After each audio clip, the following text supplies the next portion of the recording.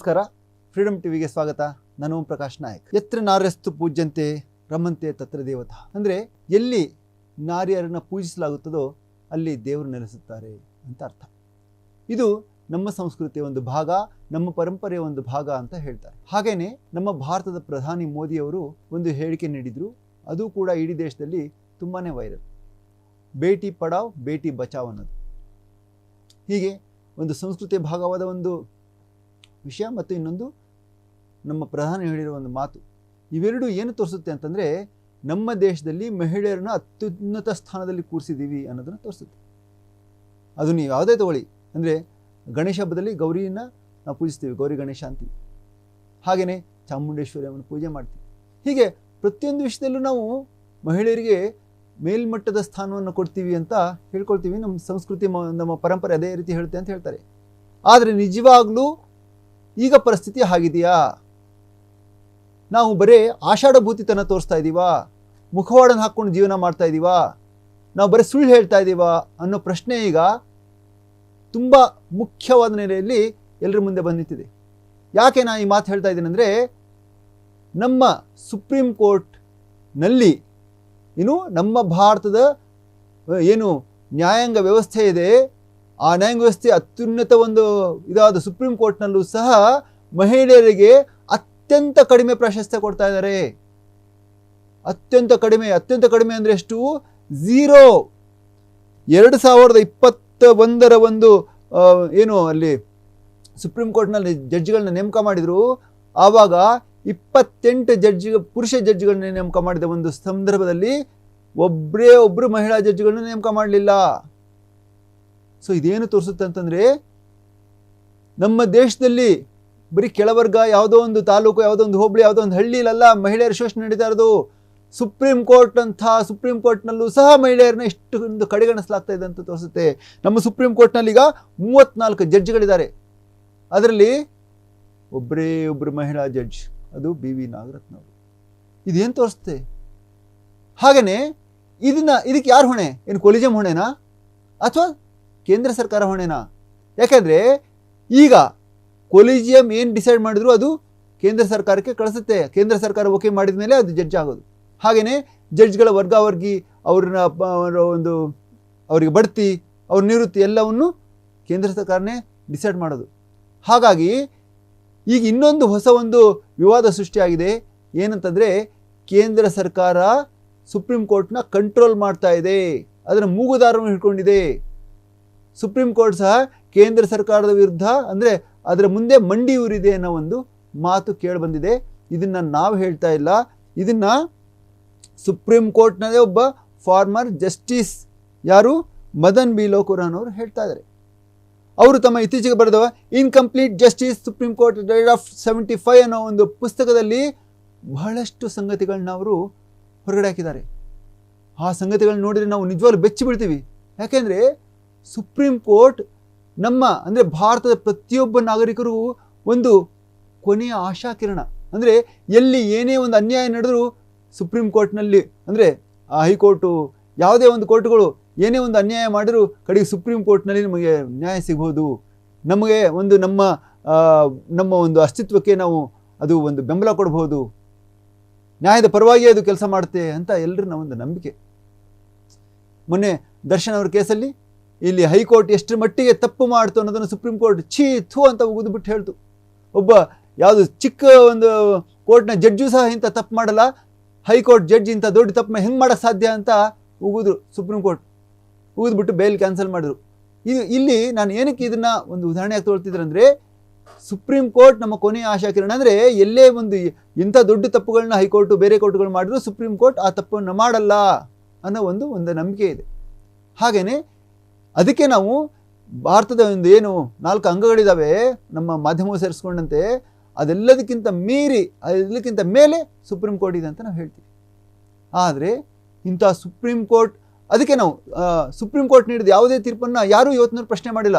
ಅದು ರಾಮ ಜನ್ಮಭೂಮಿ ಕೇಸ್ ಇದಿರ್ಬೋದು, ಅಥವಾ ಡಿಮಾನಿನೇಷನ್ ಕೇಸ್ ಇರ್ಬೋದು, ಯಾವುದೇ ಕೇಸ್ ತೊಗೊಳ್ಳಿ ನೀವು. ರಾಮ ಜನ್ಮಭೂಮಿ ಪ್ರಕರಣದಲ್ಲಂತರೂ ಸುಪ್ರೀಂ ಕೋರ್ಟ್ ತೀರ್ಪು ನೀಡಿದಾಗ ಅದು ಬಹುಜನರ ಒಂದು ಸಮ್ಮತಿಯ ಮೇರೆಗೆ, ಅವರ ಅಪೇಕ್ಷೆಯ ಮೇರೆಗೆ ಈ ತೀರ್ಪು ಕೊಡ್ತಾ ಇದೆ ಅಂತ ಹೇಳಿದ್ರು. ಅಲ್ಲಿ ನ್ಯಾಯದ ಪರವಾಗಿ ಸಾಕ್ಷಿಗಳ ಪರವಾಗಿ ತೀರ್ಪು ಕೊಡ್ತೀವಿ ಅಂತ ಹೇಳಿಲ್ಲ, ಬಹುಜನರ ಅಪೇಕ್ಷೆಯ ಮೇರೆಗೆ ಈ ತೀರ್ಪು ಅಂತ ಹೇಳಿದರು. ಎಲ್ಲರೂ ಸುಮ್ಮನಾಗ್ಬಿಟ್ರು. ಯಾಕಂದರೆ ಸುಪ್ರೀಂ ಕೋರ್ಟ್ ಅದು, ನಾವು ಅದಕ್ಕೆ ಒಂದು ಗೌರವ ಕೊಡಬೇಕು ಅಂತ. ಆಮೇಲೆ ನೋಟು ಅಮಾನ್ಯೀಕರಣದ ಒಂದು ಪ್ರಕರಣದಲ್ಲೂ ಸಹ ಅದು ಎಲ್ಲರಿಗೂ ಮುಂದೆನೇ ಕಣ್ಣು ಮುಂದೆನೇ ಇತ್ತು. ನೋಟು ಅಮಾನ್ಯೀಕರಣ ಮಾಡಿದ ಒಂದು ಪ್ರಕ್ರಿಯೆ ಏನಿತ್ತು ಅದು ಆ ಕಾನೂನು ವಿರುದ್ಧವಾಗಿತ್ತು. ಮತ್ತು ಅದು ಏನು RBI ಇದೆ, RBIನ ಅಂದರೆ RBI ಜೊತೆ ಡಿಸ್ಕಸ್ ಮಾಡಬೇಕು, ಅದಕ್ಕೆ ತುಂಬ ಪ್ರೊಸೀಜರ್ಗಳಿದ್ದಾವೆ ಈ ಥರ ಒಂದು ನೋಟು ಅಮಾನ್ಯೀಕರಣ ಒಂದು ಪ್ರಕ್ರಿಯೆನ ಶುರು ಮಾಡಬೇಕಾದ್ರೆ. ಆದರೆ ಅವತ್ತು ಏನು ರಾತ್ರಿ 8 ಗಂಟೆಗೆ ಮೋದಿಯವರು ಬರ್ತಾರೆ 2016ರಲ್ಲಿ, ನೋಟು ಅಮಾನ್ಯೀಕರಣ ಘೋಷಣೆ ಮಾಡ್ತಾರೆ. ಇವತ್ತು ರಾತ್ರಿ 12 ಗಂಟೆಯಿಂದ 500 ರೂಪಾಯಿ 1000 ರೂಪಾಯಿ ನೋಟುಗಳು ರದ್ದಿ ಅಂತ. ಇದೇನು ತೋರಿಸುತ್ತೆ ಅಂದರೆ ಒಂದು ಸರ್ವಾಧಿಕಾರತ್ವವನ್ನು ತೋರಿಸುತ್ತೆ ಅಂತ ಎಲ್ಲರೂ ಹೇಳಿದರು. ವಿರೋಧ ಪಕ್ಷಗಳು ಟೀಕೆ ಮಾಡಿದ್ದು. ಇವನ್ ಸುಪ್ರೀಂ ಕೋರ್ಟ್ ಈ ಜಡ್ಜ್ಗಳಲ್ಲಿ ನಾಗರತ್ನ ಅವರು ಏನಿದ್ದಾರೆ ಅವರೂ ಸಹ ಇದನ್ನು ಇದು ಸರಿ ಇಲ್ಲ, ಇದು ಕಾನೂನು ವಿರುದ್ಧ ಅಂತ ಹೇಳಿದ್ರು. ಆದರೆ 5 ಜಡ್ಜ್ಗಳ ಒಂದು ಬೆಂಚಲ್ಲಿ ಇವರೊಬ್ಬರೇ ಒಂದಿದ್ರು, 4 ಜನ ಒಂದಿದ್ರು. ಹಾಗಾಗಿ ಅವರು ಅದನ್ನು ಸರಿ ಅಂತ ಘೋಷಣೆ ಮಾಡಿಬಿಟ್ರು. ಹೀಗೆ ಸರಿ ಅಂತ ಘೋಷಣೆ ಮಾಡಿದ ಜಡ್ಜ್ಗಳಲ್ಲಿ ಒಬ್ಬರನ್ನ ನಿವೃತ್ತಿ ಆದಮೇಲೆ ಕೇಂದ್ರ ಸರ್ಕಾರ ಏನು ಮಾಡ್ತು, ಎಲ್ಲಿಗೆ ಇದು ಮಾಡ್ತು, ಅವ್ರನ್ನ ಆಂಧ್ರ ಗವರ್ನರ್ ಮಾಡ್ತು. ಅಲ್ಲಿಗೆ ಬರ್ತೀನಿ ನಾನು. ಏನಕ್ಕೆ ಇದನ್ನು ಹೇಳ್ತಾ ಇದ್ದೀನಿ ಅಂದರೆ, ಇನ್ನೊಂದು ರಾಮ ಜನ್ಮಭೂಮಿ ಅಯೋಧ್ಯೆ ತೀರ್ಪನ್ನು ಕೊಟ್ಟಿದ್ದಕ್ಕಾಗಿ ಅವರಿಗೆ ಗಿಫ್ಟ್ ಆಗಿ ಅವ್ರನ್ನ ರಾಜ್ಯಸಭೆ ಸದಸ್ಯರನ್ನ ಮಾಡಿದ್ರು, ಒಬ್ಬ ಜಡ್ಜ್ನ. ಇನ್ನೊಬ್ಬರನ್ನ PMLA ಅಂದರೆ ಈ ಮನಿ ಲಾಂಡ್ರಿಂಗ್ ಕೇಸ್ ಇರುತ್ತಲ್ಲ, ಆ ಕೇಸಲ್ಲಿ ಗೌರ್ಮೆಂಟ್ ಕೇಂದ್ರ ಸರ್ಕಾರದ ಫೇವರ್ ಆಗಿ ತೀರ್ಪು ನೀಡಿದ ಜಡ್ಜ್ನ ಒಬ್ಬರು ಲೋಕಪಾಲದ ಒಂದು ಕುರ್ಚಿಯನ್ನು ದಯಪಾಲಿಸಿದರು.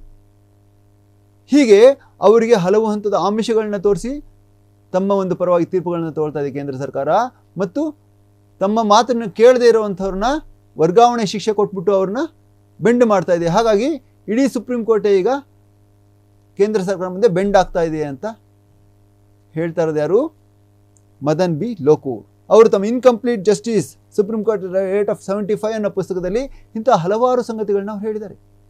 ಇಲ್ಲಿ ಮಹಿಳೆಯರಿಗೆ ಪ್ರಾತಿನಿಧ್ಯವಿಲ್ಲ, ಹಾಗೆಯೇ ತಮಗೆ ಬೇಕಾದ ಜಡ್ಜ್ಗಳ ಮೂಲಕ ತಮಗೆ ಬೇಕಾದಂಥ ತೀರ್ಪನ್ನು ತಗೊಳ್ತಾ ಇದ್ದಾರೆ. ತಮಗೆ ವಿರುದ್ಧವಾದ ಜಡ್ಜ್ಗಳನ್ನ, ಅಂದರೆ ತಮ್ಮ ಅಪೇಕ್ಷೆಯಂತೆ ಜಡ್ಜ್ ನೀಡದೇ ಇರುವಂಥ ಜಡ್ಜ್ಗಳನ್ನ ಇಮ್ಮಿಡಿಯೇಟ್ ಅವ್ರನ್ನ ವರ್ಗಾವಣೆ ಮಾಡ್ತಾ ಇದ್ದಾರೆ. ಇದಕ್ಕೂ ಒಂದು ಉದಾಹರಣೆ ಕೊಡ್ತಾರೆ. ಮುರಳೀಧರ್ ಅನ್ನೋ ಒಂದು ಜಸ್ಟಿಸ್ನ ಅವರು ತಮ್ಮ ಪರವಾಗಿ ತೀರ್ಪು ಕೊಡಲಿಲ್ಲ ಅಂತ ಸೆಂಟ್ರಲ್ ಗೌರ್ಮೆಂಟ್ ಇಮ್ಮಿಡಿಯೇಟ್ ಅವ್ರನ್ನ ಟ್ರಾನ್ಸ್ಫರ್ ಮಾಡಿಬಿಟ್ರು. ಯಾವಾಗ ಅವ್ರೇನು ಮಾಡಿರೋಂಥದ್ದು, ದೆಹಲಿ ಪೊಲೀಸರು ದ್ವೇಷ ಭಾಷಣ ಮಾಡಿದಂಥ ಒಬ್ಬ ವ್ಯಕ್ತಿಯ ವಿರುದ್ಧ ಕ್ರಮ ತಗೊಳ್ಳಿಲ್ಲ ಅಂತ ಈ ಜಡ್ಜಿ ಹೇಳಿದರು. ದ್ವೇಷ ಭಾಷಣ ಅಂದರೆ ಏನಂತ ನಿಮಗೆಲ್ಲ ಗೊತ್ತಲ್ಲ. ದ್ವೇಷ ಭಾಷಣ ಅಂದರೆ 2 ಕೋಮುಗಳ ನಡುವೆ ಒಂದು ಬೆಂಕಿ ಹಚ್ಚುವಂಥ ಒಂದು ಹೇಳಿಕೆ, ಒಂದು ಭಾಷಣ. ಅದರಿಂದ ಕೋಮು ಸಮಸ್ಯೆಗೆ ಧಕ್ಕೆ ಉಂಟಾಗುತ್ತೆ. ಅದರಲ್ಲಿ ಅತ್ಯಂತ ಕೆಟ್ಟ ವಿಷಯವನ್ನೇ ಉಗುಳಿರ್ತಾರೆ ಅಂಥ ದ್ವೇಷ ಭಾಷಣ ಮಾಡುವಂಥ ವ್ಯಕ್ತಿ. ಅಂಥ ವ್ಯಕ್ತಿಯ ಮೇಲೆ ಕ್ರಮ ತಗೊಳ್ಳೋಕ್ಕೆ ಇವರು ಪೊಲೀಸರು ಹೋಗಲಿಲ್ಲ ಅಂತ ಹೇಳ್ಬಿಟ್ಟು ಆ ಪೊಲೀಸರ ವಿರುದ್ಧ ಇವರು ಹೇಳಿದಾಗ ಆ ಒಂದು ಜಡ್ಜ್ನ ಯಾರು ಮುರಳೀಧರ್ ಅನ್ನೋರನ್ನ ಟ್ರಾನ್ಸ್ಫರ್ ಮಾಡೋಕ್ಕೆ ಹೊರಟುಬಿಡ್ತು ಕೇಂದ್ರ ಸರ್ಕಾರ. ಆದರೆ ಆ ಸಮಯದಲ್ಲಿ ಯಾರು ಮದನ್ ಬಿ ಲೋಕೂರ್ ಮತ್ತು ಇನ್ನೂ ಒಂದಿಬ್ಬರು ಜಸ್ಟಿಸ್ಗಳು ಅದನ್ನು ವಿರೋಧ ಮಾಡಿದರು. ಸೆಂಟ್ರಲ್ ಗೌರ್ಮೆಂಟ್ ಈ ಥರ ಮಾಡೋಂಗಿಲ್ಲ, ನೀವು ಈ ಥರ ಒಂದು ನ್ಯಾಯಾಂಗದ ಮೇಲೆ, ಅದು ಸುಪ್ರೀಂ ಕೋರ್ಟ್ ಜಡ್ಜ್ಗಳ ಮೇಲೆ ನೀವು ಅವರು ಸರಿಯಾದ ಒಂದು ದಿಕ್ಕಿನಲ್ಲಿ ಹೋಗುವಾಗ ನೀವು ಅವ್ರನ್ನ ನಿಮ್ಮ ಒಂದು ಅಪೇಕ್ಷೆಯ ಮೇರೆಗೆ ಕೆಲಸ ಮಾಡಲಿ ಅಂತ ಥರ ಮಾಡೋಂಗಿಲ್ಲ ಅಂತ ವಿರೋಧ ಮಾಡಿದ್ದಕ್ಕೆ ಅದು ನಿಂತೋಯ್ತು. ಆದರೆ ಯಾವಾಗ ಲೋಕೂರ್ ಅವರು ನಿವೃತ್ತಿ ಆದರು, ರಿಟೈರ್ಡ್ ಆದರು, ನೆಕ್ಸ್ಟ್ ಡೇನೇ ಇವ್ರನ್ನ ಟ್ರಾನ್ಸ್ಫರ್ ಮಾಡಿ ಬಿಸಾಕಿದ್ರು ಪಂಜಾಬ್ಗೆ. ಈ ಥರ ಹಲವು ಸಂಗತಿಗಳನ್ನ ಲೋಕೂರ್ ಅವರು ತಮ್ಮ ಈ ಒಂದು ಪುಸ್ತಕದಲ್ಲಿ ಹೇಳಿದ್ದಾರೆ.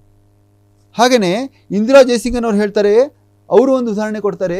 ಅವರು ಈ ಮಹಿಳೆಯರ ಬಗ್ಗೆ, ಅಂದರೆ ಈ ಒಂದು ಸುಪ್ರೀಂ ಕೋರ್ಟ್ನಲ್ಲಿ ಎಷ್ಟರ ಮಟ್ಟಿಗೆ ಮಹಿಳೆಯರನ್ನ ಕಡೆಗಣಿಸಿದ್ದಾರೆ.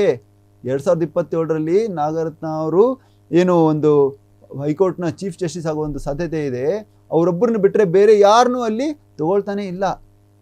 ಅದು ಏನು ಅರ್ಹತೆಯರನ್ನು ಕೂಡ ತಗೊಳ್ತಾ ಇಲ್ಲ ಅಂತ ಅವ್ರು ಹೇಳ್ತಾರೆ. ಇಂದಿರಾ ಜಯಸಿಂಗ್ ಅವರು ಈ ಏನು ವಿಪುಲ್ ಪಂಚೋಲಿಯನ್ನವ್ರನ್ನ 57ನೇ ಸ್ಥಾನದಲ್ಲಿ ಅವ್ರನ್ನ ಮೊನ್ನೆ ತೊಗೊಂಡ್ರಲ್ಲ, ಅಂದರೆ ಅವ್ರನ್ನ ಚೀಫ್ ಜಸ್ಟಿಸ್ ಮಾಡಿರಲ್ಲ ಸುಪ್ರೀಂ ಕೋರ್ಟಲ್ಲಿ. ಆ ಜಸ್ಟಿಸ್ ಮಾಡಿದ್ಮೇಲೆ ಅವ್ರಿಗಿಂತ ಮೇಲ್ಗಡೆ ಇದ್ದಂಥ ಸುನೀತಾ ಅಗರ್ವಾಲ್, ರೇವತಿ ಮೊಹಿತೋ ದೇರೆ ಮತ್ತು ಲೀಸಾ ಗಿಲ್ ಅನ್ನೋ ಮಹಿಳೆಯರು ಅವ್ರಿಗಿಂತ ಅತಿ ಮೇಲಿನ ಒಂದು ರ್ಯಾಂಕಿಂಗಲ್ಲಿದ್ದರು. ಅವರು ಇವ್ರನ್ನ ತಗೊಳ್ಳೋದಕ್ಕೆ ಒಂದು ಕಾರಣಗಳೇ ಇರಲಿಲ್ಲ. ಆದರೂ ಅವ್ರನ್ನ ಕೇಂದ್ರ ಸರ್ಕಾರ ಕಡೆಗಣಿಸ್ತು. ಕೊಲಿಜಿಯಂ ಸಹ ಕೇಂದ್ರ ಸರ್ಕಾರ ಕಡೆಗಣಿಸಿದ್ರಿಂದ ಕೊಲಿಜಿಯಂ ಸಹ ಬಾಯಿ ಮುಚ್ಕೊಂಡು ಅವ್ರು ಹೇಳ್ದಂಗೆ ಮಾಡ್ತು. ಇದೇನು ತೋರಿಸುತ್ತೆ ಅಂತಂದರೆ, ಕೇಂದ್ರ ಸರ್ಕಾರ ಮತ್ತು ಕೊಲಿಜಿಯಂ ಎರಡೂ ಇವತ್ತಿಗೂ ಲಿಂಗ ತಾರತಮ್ಯವನ್ನು ಅನುಸರಿಸ್ತಾ ಇದ್ದಾವೆ. ಮತ್ತು ಶತಮಾನದ ಹಿಂದೆ ಏನು 18ನೇ ಶತಮಾನ, 19ನೇ ಶತಮಾನ, 16ನೇ ಶತಮಾನದಲ್ಲಿ, 12ನೇ ಶತಮಾನದಲ್ಲಿ ಏನು ಮಹಿಳೆಗೆ ದರ್ಜೆ ಇತ್ತು, ಎರಡನೇ ಒಂದು ಪ್ರಜೆ ದರ್ಜೆ, ಅದೇ ದರ್ಜೆನ ಇವತ್ತಿಗೂ ಉಳಿಸ್ಕೊಳ್ಳೋಕೆ ಟ್ರೈ ಮಾಡ್ತಾ ಇದೆ ಅನ್ನೋದನ್ನ ಇಲ್ಲಿ ತೋರಿಸುತ್ತೆ.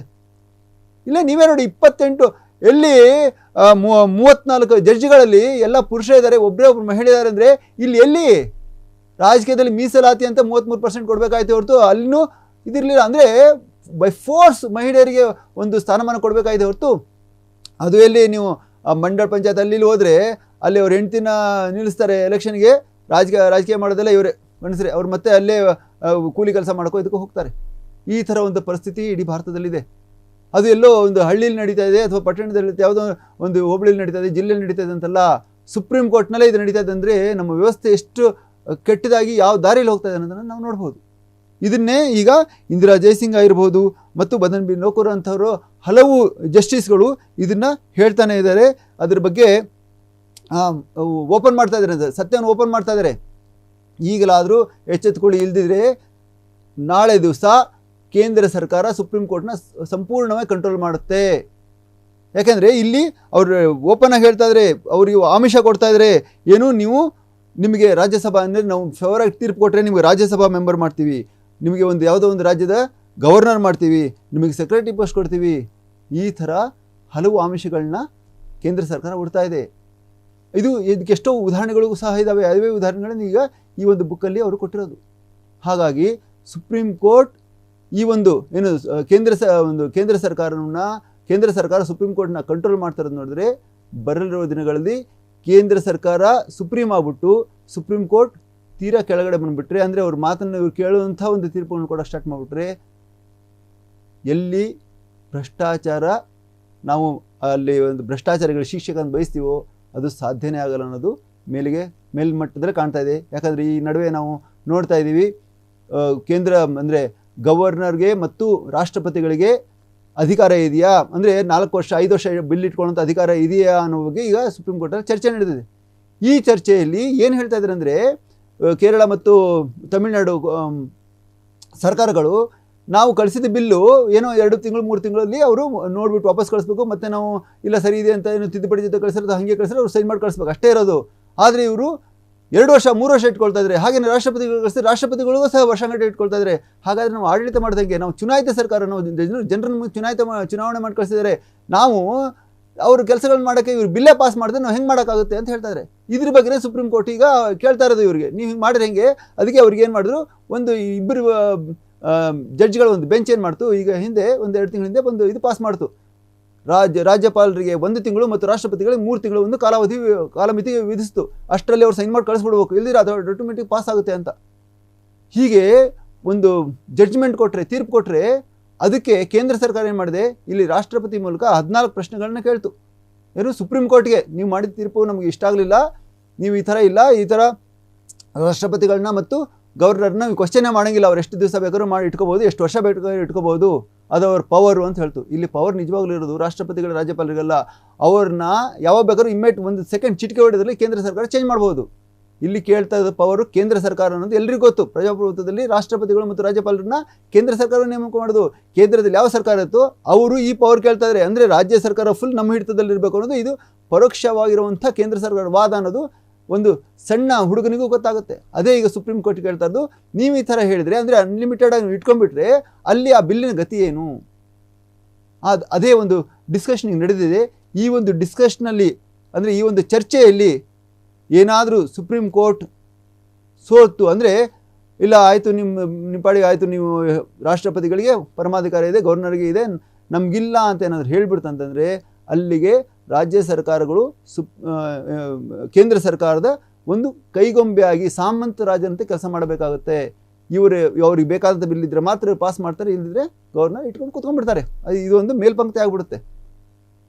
ಹಿಂದೇನೂ ಕೂಡ ಸುಪ್ರೀಂ ಕೋರ್ಟ್ ಕೇಂದ್ರ ಸರ್ಕಾರದ ಮರ್ಜಿಗೆ ಅನುಗುಣವಾಗಿ ಹಲವು ಒಂದು ಡಿಸಿಷನ್ ನೀಡ್ತು. ಯಾಕಂದರೆ ಅವರಿಗೆ ಅಷ್ಟೊಂದು ಆ ಒಂದು ಭಯ, ಅಂದರೆ ಇವ್ರು ಹೇಳ್ದಂಗೆ ಕೇಂದ್ರ ಸರ್ಕಾರವನ್ನು ಎದುರು ಹಾಕೊಳ್ಳೋಕ್ಕೆ ಯಾವ ಜಸ್ಟಿಸು ಒಂದು ರೆಡಿ ಇಲ್ಲ ಅನ್ನೋದಕ್ಕೆ ಈ ಒಂದು ರಫೇಲ್ ಹಗರಣ ಬಂದಾಗ ಒಂದೇ ಒಂದು ಮಾತು ಹೇಳ್ತು, ಅದ್ರದ್ದು ಇಷ್ಟೊಂದು ಇದು ನಡೆದಿದೆ, ಇಲ್ಲಿ ಇಷ್ಟೊಂದು ಮೋಸ ನಡೆದಿದೆ, 1000 ಕೋಟಿ ಮೋಸ ನಡೆದಿದೆ ಅಂತ ಅರ್ಜಿದಾರರು ಹೇಳಿದಾಗ ಕೇಂದ್ರ ಸರ್ಕಾರ ಒಂದು ಹೇಳಿದ್ದು, ನಾವು ಇದನ್ನು ಕೊಡಿ, ಇದ್ರ ಡೀಟೇಲ್ ಎಲ್ಲ ಕೊಡಿ ಅಂತ ಸುಪ್ರೀಂ ಕೋರ್ಟ್ ಕೇಳ್ತು ಕೇಂದ್ರ ಸರ್ಕಾರವನ್ನು. ಎಲ್ಲ ಡೀಟೇಲ್ ಅಂದರೆ ಆ ವ್ಯವಹಾರ ಏನು ನಡೆದಿದೆ, ರಫೇಲ್ ಇದ್ರದ್ದು ವ್ಯವಹಾರ ಎಷ್ಟು 1000 ಕೋಟಿ ನಡೆದಿದೆ ಅದೆಲ್ಲ ನಮಗೆ ಮಾಹಿತಿ ಕೊಡಿ, ಮುಚ್ಚಿಟ್ಟೆಲ್ಲ ಕೊಟ್ಟಿಲ್ಲ ಅಂದರೆ ಅವ್ರು ಹೇಳಿದ್ರು ಸುಪ್ರೀಂ ಕೋರ್ಟ್ಗೂ ಕೊಡಲ್ಲ ನಾವು ಇದನ್ನು, ಇದು ದೇಶದ ಭದ್ರತೆಗೆ ಸಂಬಂಧಿಸಿದ ವಿಷಯ, ನಾವು ಇದನ್ನು ಯಾರಿಗೂ ಕೊಡಲ್ಲ ಅಂತ ಹೇಳ್ಬಿಡ್ತು. ಅಂದರೆ ಸುಪ್ರೀಂ ಕೋರ್ಟ್ ಜಡ್ಜ್ನೂ ನಾವು ನಂಬಲ್ಲ, ಸುಪ್ರೀಂ ಕೋರ್ಟ್ಗೂ ಕೊಡಲ್ಲ ನಾವು ಒಂದು ಮಾತನ್ನ ಕೇಂದ್ರ ಸರ್ಕಾರ ಹೇಳಿದಾಗ ಸುಪ್ರೀಂ ಕೋರ್ಟ್ ಅದನ್ನು ಒಂದು ಚೂರು ಅಪೋಸ್ ಮಾಡೋಕೆ ಹೋಗಲಿಲ್ಲ. ಸರಿ ಆಯಿತು ಅಂತ ಹೇಳ್ಬಿಟ್ಟು ಬಿಟ್ಬಿಟ್ರು. ಈ ಒಂದು ಇದನ್ನೇ ಮೇಲ್ಪಂಕ್ತಿಯಾಗಿ ಮಾಡಿಕೊಂಡು ಈಗ ಕೇಂದ್ರ ಸರ್ಕಾರ ಸುಪ್ರೀಂ ಕೋರ್ಟ್ ಮೇಲೆ ಒಂದು ಅದನ್ನು ಲಗಾಮ್ ಇಟ್ಕೊಂಡು ಅದ್ರ ಮೇಲೆ ಸವಾರಿ ಮಾಡೋಕ್ಕೆ ಹೊರಟಿದೆ ಮತ್ತು ಸುಪ್ರೀಂ ಕೋರ್ಟ್ ಮಂಡಿ ಊರ್ತಾ ಇದೆ ಅನ್ನೋದನ್ನು ಈಗ ಮದನ್ ಬಿ ಲೋಕೂರ್ ತಮ್ಮ ಇನ್ಕಂಪ್ಲೀಟ್ ಜಸ್ಟಿಸಲ್ಲಿ ಹೇಳಕ್ಕೆ ಹೊರಟಿದ್ದಾರೆ. ಇದ್ರ ಬಗ್ಗೆ ರಾಜ್ಯಗಳು ಅಥವಾ ಅಂದರೆ ಈಗ ಎಷ್ಟೋ ಜನ ಜಡ್ಜ್ಗಳು ಮತ್ತು ರಿಟೈರ್ಡ್ ಜಡ್ಜ್ಗಳು, ದೊಡ್ಡ ದೊಡ್ಡ ಲಾಯರ್ಗಳು ಇದ್ರ ಬಗ್ಗೆ ಪ್ರಶ್ನೆ ಮಾಡ್ತಾ ಇದ್ದಾರೆ. ಈ ಒಂದು ಏನು ಪುಸ್ತಕದಲ್ಲಿದೆ ಇದು ನಿಜ, ಇದ್ರ ಬಗ್ಗೆ ಏನಾದರೂ ಮಾಡಬೇಕು ಅಂತ ಹೇಳ್ತಾರೆ. ಆದರೆ ಬೆಕ್ಕಿನಗೊಳಗೆ ಗಂಟೆ ಯಾರು ಕಟ್ತಾರೆ ಅನ್ನೋದು ಈಗ ಇರೋ ದೊಡ್ಡ ಪ್ರಶ್ನೆ. ನೋಡ್ತಾ ಇರಿ ಫ್ರೀಡಮ್ ಟಿವಿ, ಇದು ಜನಸಾಮಾನ್ಯರ ಶಕ್ತಿ.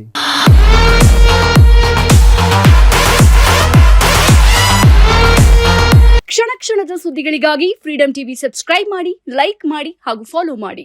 ಹೊಸ ಸುದ್ದಿಗಳ ನೋಟಿಫಿಕೇಶನ್ಗಾಗಿ ಬೆಲ್ ಐಕಾನ್ ಮೇಲೆ ಕ್ಲಿಕ್ ಮಾಡಿ.